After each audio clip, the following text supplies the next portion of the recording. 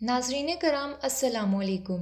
ہندو مذہب یا ہندو دھرم جنوبی ایشیا بالخصوص بھارت اور نیپال میں غالب اکثریت کا ایک مذہب ہے۔ تعداد کے اعتبار سے عیسائیت اور اسلام کے بعد ہندو مت دنیا کا تیسرا بڑا مذہب ہے۔ ہندو مت میں بہت سے خدا ہیں جن کی تعداد کے متعلق بعض محققین نے کہا ہے کہ 1 کروڑ ہے اور بعض نے اس سے بھی زیادہ تعداد بتائی ہے۔ مورخین کے مطابق ہندو لفظ سندھو سے بنا ہے جو دریائے سندھ کا پرانا نام ہے۔ سنسکرت زبان میں سندھو بڑے دریا کو کہا جاتا ہے۔ ہندوؤں کی مذہبی کتابوں میں لفظ ہندو کہیں نہیں ملتا۔ لفظ ہندو اپنی اصل میں ایک فارسی لفظ ہے کیونکہ فارسی مورخین نے پہلی بار لفظ ہندو دریائے سندھو کے لیے استعمال کیا تھا۔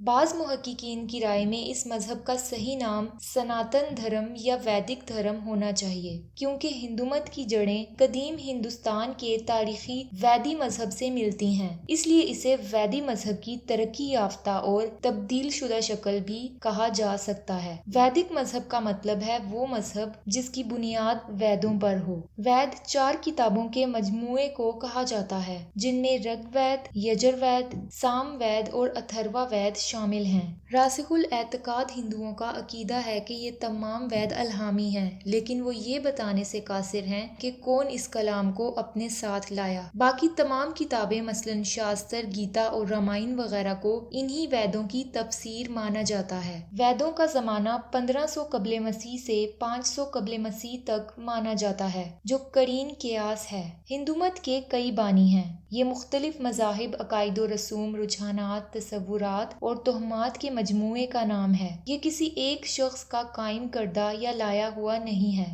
بلکہ یہ مختلف جماعتوں کے مختلف نظریات کا ایک ایسا مرکب ہے جو صدیوں میں جا کر تیار ہوا ہے۔ اس کی وسعت کا یہ عالم ہے کہ توحید سے لے کر الحاد تک، دوہریت، بت پرستی، شجر پرستی، حیوان پرستی سب اس میں شامل ہیں۔ لیکن یہاں ایک بات قابل غور ہے کہ توحید کا تصور ہندو مت کی قدیم ویدوں میں موجود ہے۔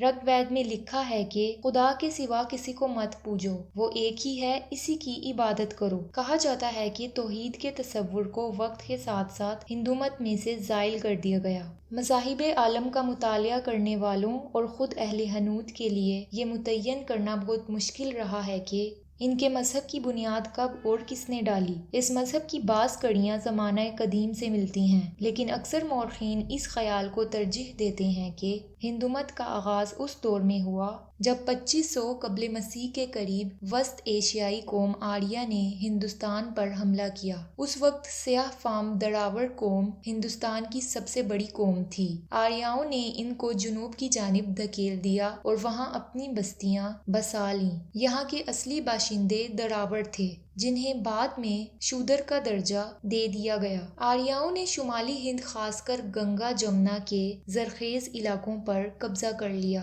رفتہ رفتہ آریہ قوم پورے ہندوستان میں پھیل گئی۔ آریہ سفید رنگت اور دراز قد لوگ تھے۔ آریہ یہاں آنے کے بعد چند صدیوں میں اپنی زبان بھول گئے اور ساتھ ہی ساتھ اپنی خصوصیات بھی کھوتے چلے گئے۔ انہوں نے یہاں کی مختلف قوموں کے تمدنی اثرات، عقائد اور رسوم کو قبول کر لیا اور ان دیوتاؤں کو جن کی پرستش غیر آریہ کیا کرتے تھے اپنے دیوتاؤں میں شامل کر لیا، مگر وہ اپنی انفرادیت اور نسلی برتری کو کھونے کے لیے تیار نہ تھے۔ اس کے لیے انہوں نے 4 ذاتیں برہمن، شتریہ، ویش اور شودر قائم کیں۔ شروع میں ذات کی بنیاد پیشے پر تھی۔ پیشہ تبدیل کرنے سے ذات تبدیل ہو جاتی تھی۔ ابتدا میں جو آدمی شودر ہوتا وہ بعد میں اپنے کردار سے مختلف سماجی مراتب حاصل کر لیتا تھا۔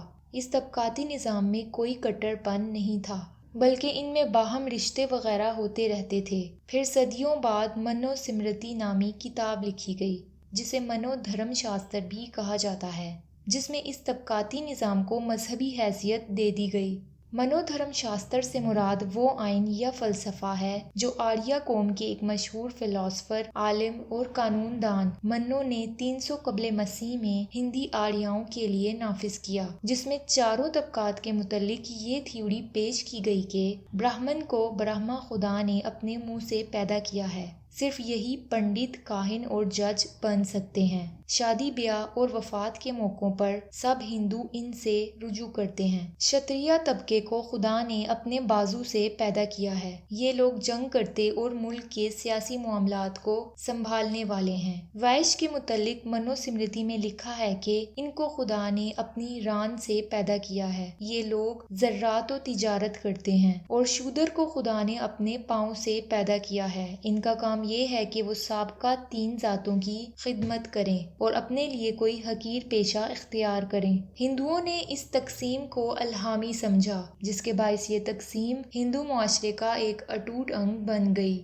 تریمورتی کا تصور ہندو مت میں بنیادی اہمیت کا حامل ہے۔ یہ تصور بھی ہندو مت میں بعد میں شامل کیا گیا۔ اس تصور کی روح سے حقیقی خدا 3 ہیں، باقی تمام دیوتا انہی کے ماتحت ہیں۔ یہ 3 دیوتاؤں برہما، وشنو اور شیو پر مشتمل ہیں۔ برہما ہندوؤں کے نزدیک خالق ہے، وشنو پالنے والا اور شیو فنا اور موت کا دیوتا ہے۔ ہندوؤں کے نزدیک یہ حقیقی ہستیاں ہیں، یعنی یہ ہندوؤں کا عقیدہ تثلیث ہے۔ ہندو مت میں برہما کو پہلے افضل مانا گیا، پھر برہما کی عظمت کم کر کے اس کی پرستش روک دی گئی اور وشنو اور شیو کو اس پر فوقیت دے دی گئی۔ ناظرین کرام، ہندو مت ایک بہت طویل موضوع ہے۔ میں نے اس ویڈیو میں آپ کو اختصار کے ساتھ ہندو مت کے بنیادی نکات بتانے کی کوشش کی ہے اور اس کے لیے مختلف کتابوں اور آرٹیکل سے استفادہ کیا ہے۔ امید کرتی ہوں کہ آج کی ویڈیو آپ کو پسند آئی ہوگی۔